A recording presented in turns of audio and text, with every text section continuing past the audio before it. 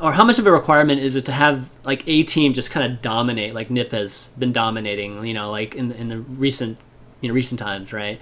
I mean, everybody for a while, wasn't saying anything, and then they were just all, it would always come back to, oh man, NIP's won so many tournaments or matches in a row, right?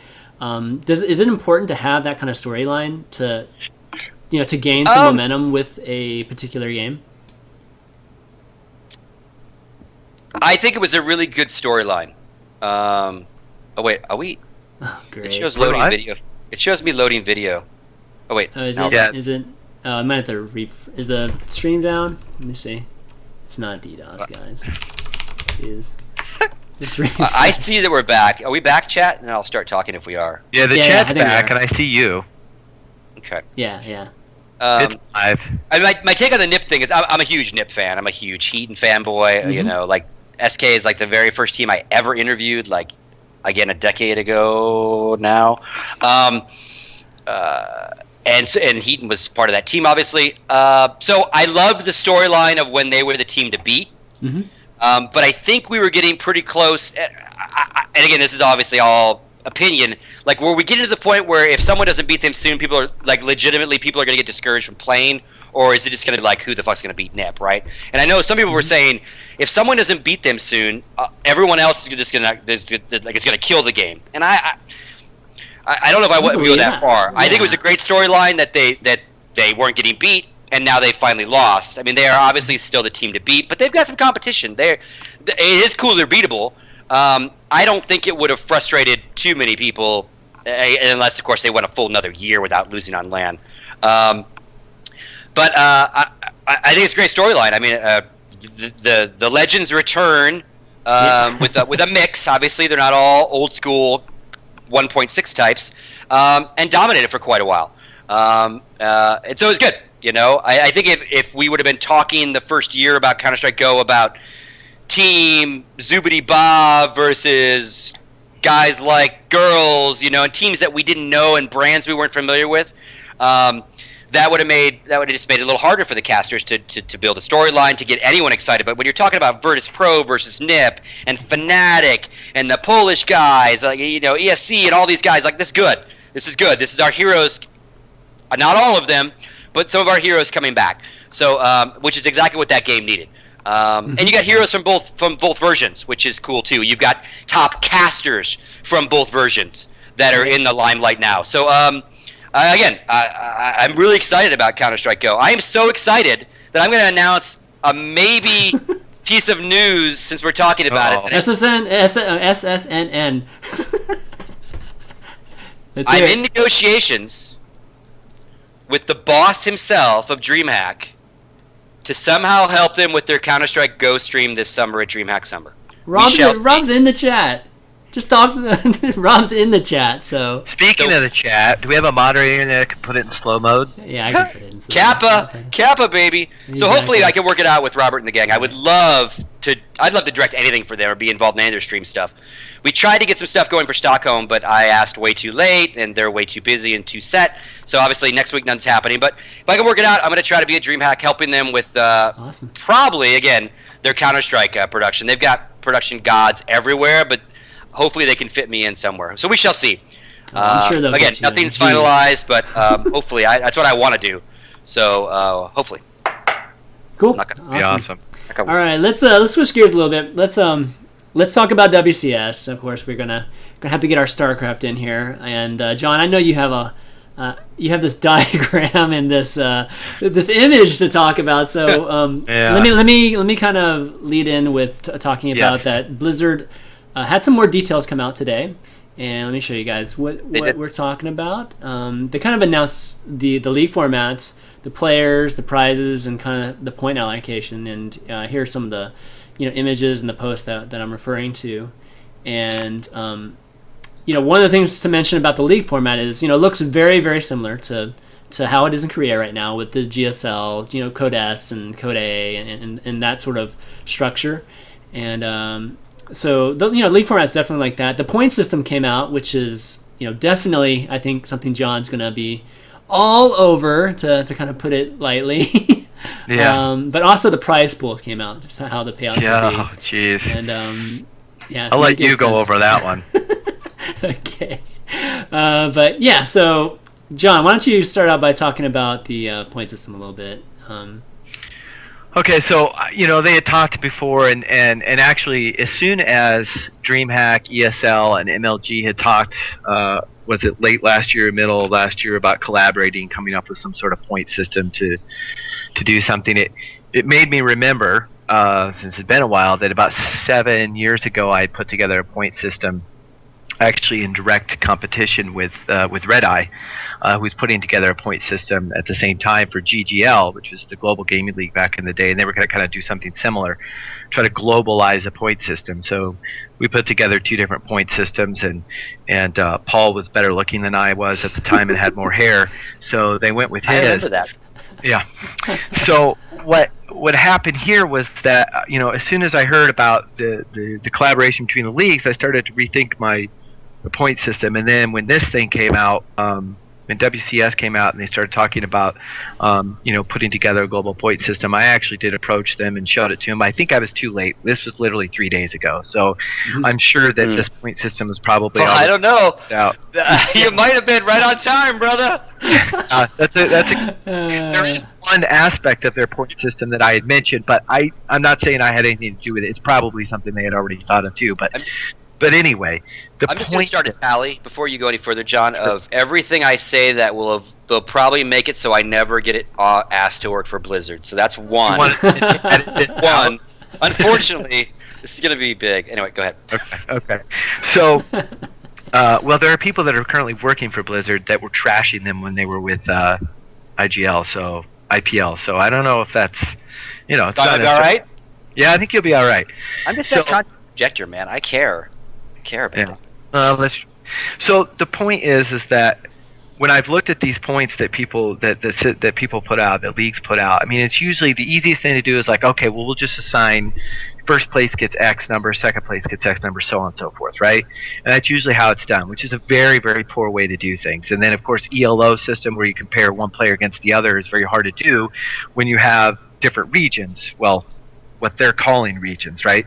So anyway, years ago I created this algorithm that was based on on your relative how many times you went to an event and how well you did in those events, and then the tier level at which those events were. So basically, without getting into too much detail, WCS has put out a raw points total that basically will reward the players that can either afford to or just play on more online events by giving them just these raw points that they can earn and then leapfrog other players who are obviously better, who just either didn't play in more events, or couldn't afford to play in more events, or were basically focusing on certain events.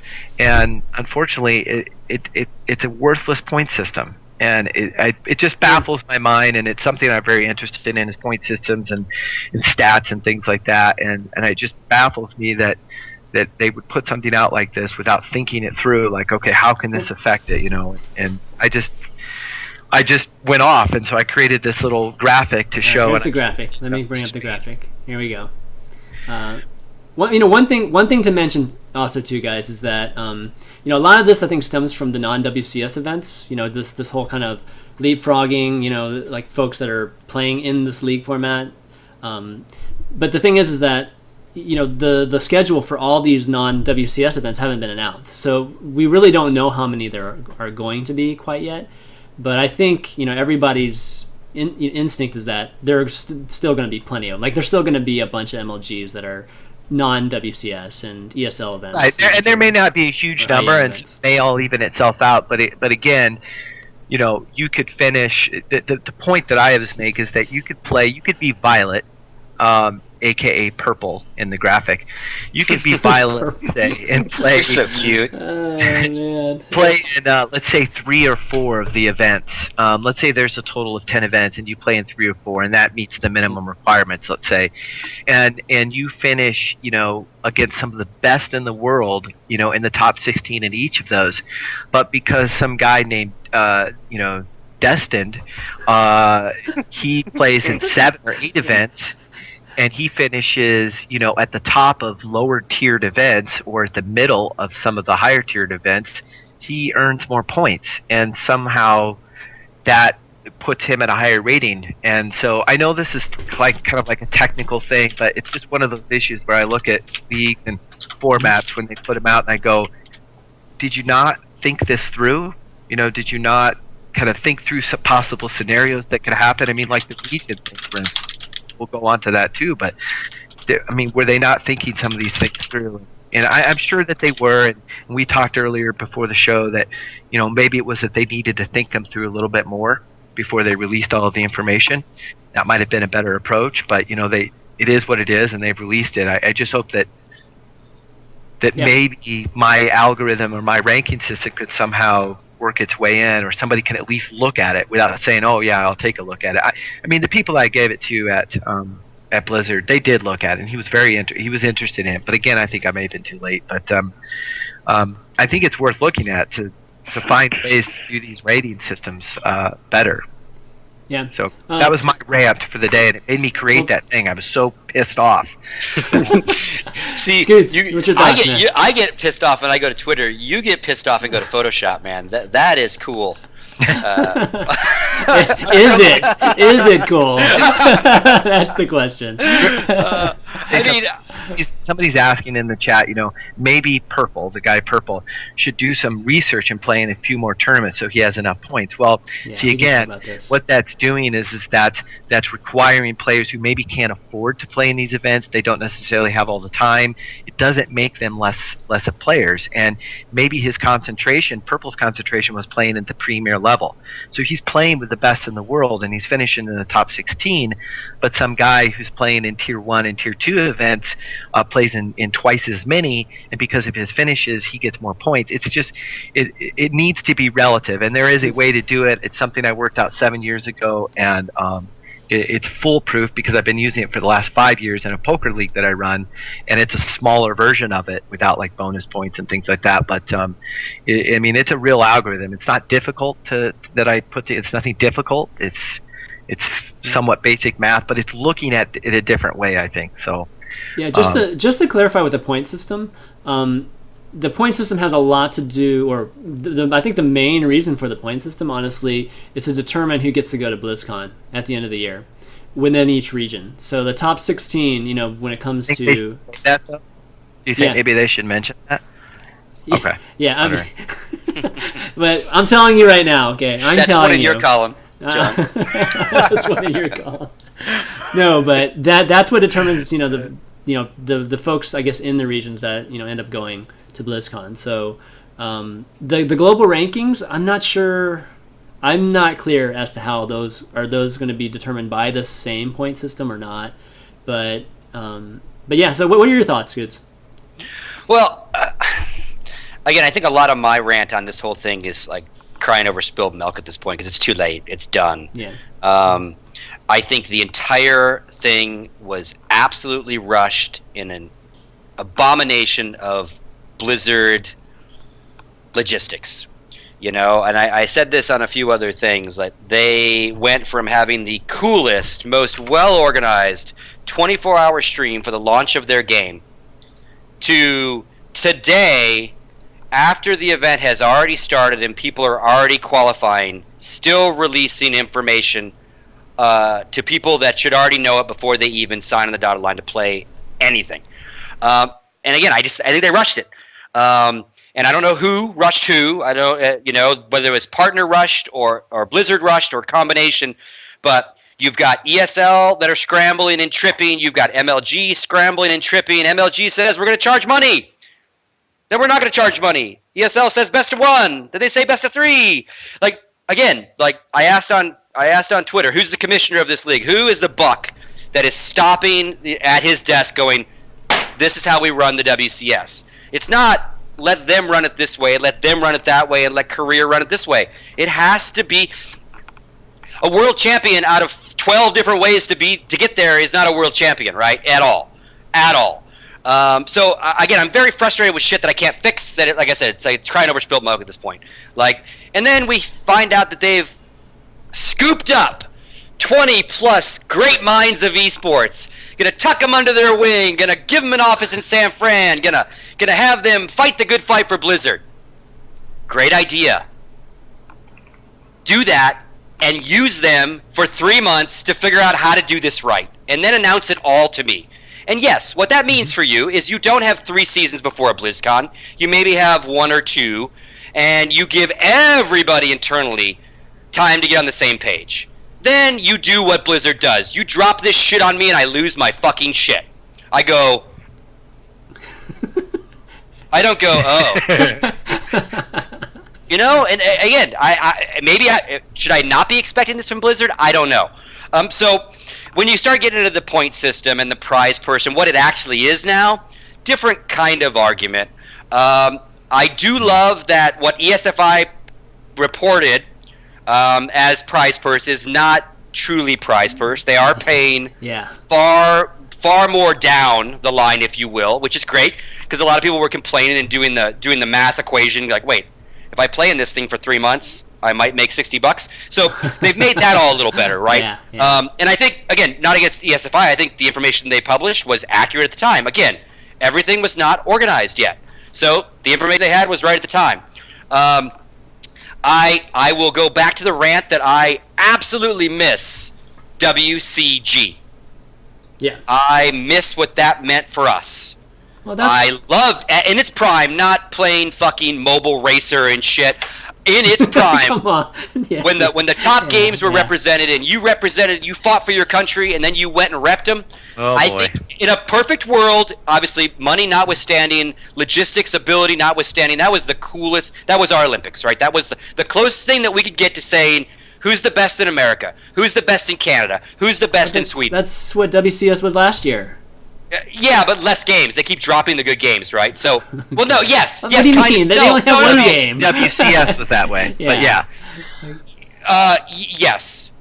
Okay, so why to go away, right? I missed that. That's what I'm saying. Yeah. That the things I disliked about last year's WCS have nothing to do with the format and everything to do with like the MLG having 2 events the same weekend. Yeah, I mean, look at Europe. It was the coolest event on the planet to watch last year. Canada was even great. So I like that rivalry. Now, what they're doing is they're making a rivalry that's region-based, and it's going to happen next year or next season, or no, next year, right? When they have studios, and if you want to compete in the North American whatever, you're going to have to live where that studio is at come a certain point.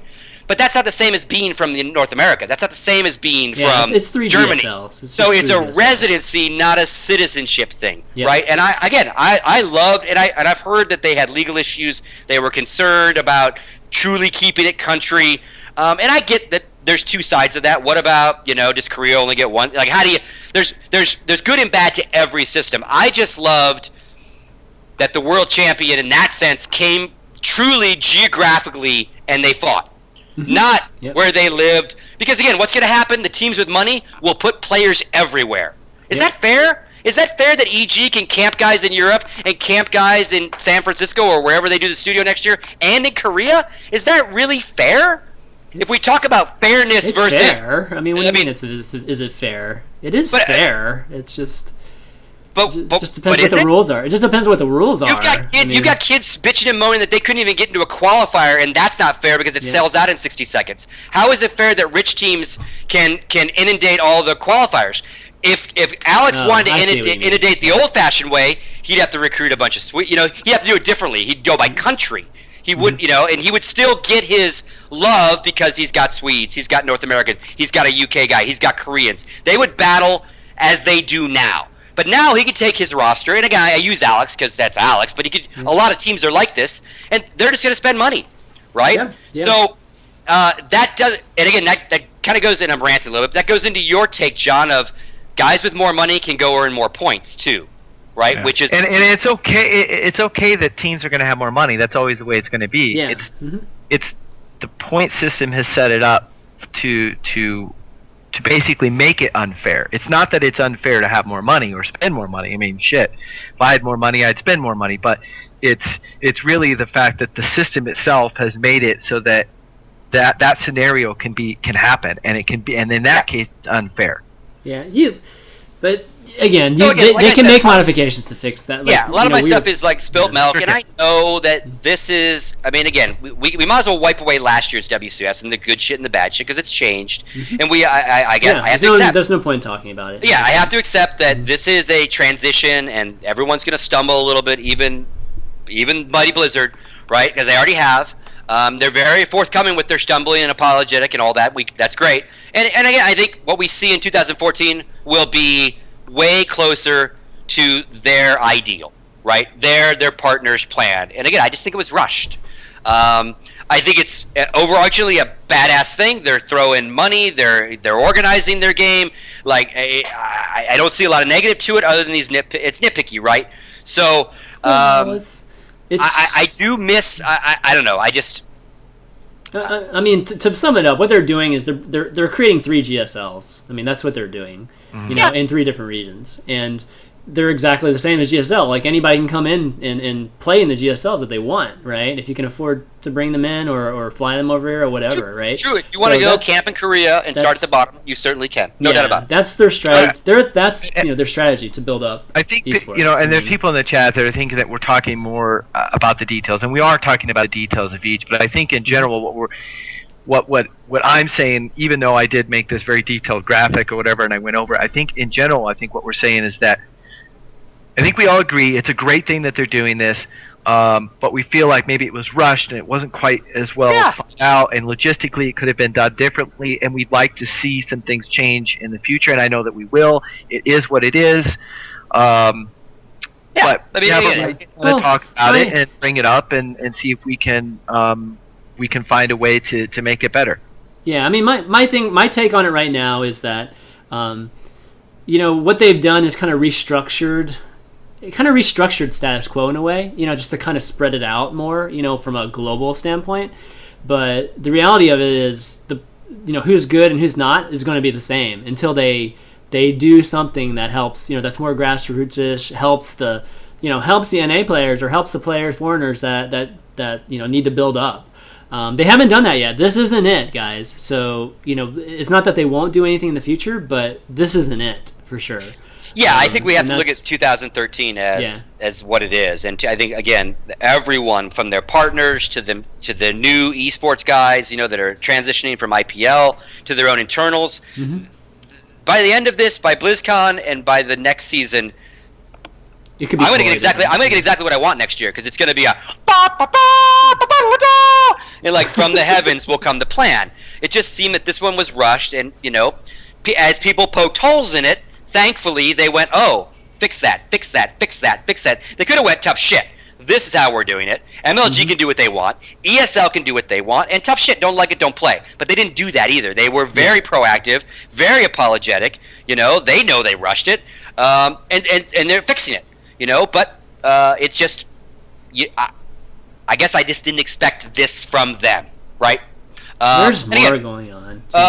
There's always more going on. Again, still got to be overarchingly happy that they are jumping in with another WCS, even more, entrenched. Obviously, I love what they did with IPL in the sense of grabbing all those staff. That's good shit. So I don't mean to be a Debbie Downer here. I mean, I've already lost my job at Blizzard, but I don't mean it's good. It's good, but I didn't expect what we've been getting is all. Yeah, so they started the EU qualifiers this week. Yep. What do you guys think of that so far? I mean, there's definitely been obviously the complaints that the check-in times were, I think they were way